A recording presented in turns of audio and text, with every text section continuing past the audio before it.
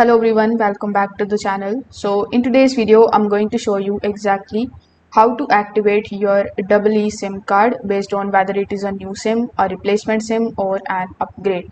So as you can see on this particular article, they have mentioned exactly how you can activate and set up your new EE SIM. So if you have upgraded your phone, you need to simply insert the new EE SIM into your device and then sign in into your EE account and activate the SIM online. So once the request is submitted, you just have to wait for the EE network to basically appear. In most of the cases, the activation finishes quickly, although it can take longer in some situations. If you are replacing an existing SIM, you need to keep the old SIM in your phone while starting the SIM replacement process.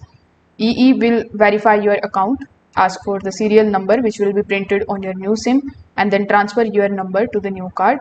So you need to only insert the replacement SIM after you have completed those steps. Now, if your SIM was sent because your previous one was lost, stolen, or damaged, it's usually already activated. So you just have to insert it into the phone and check for the services.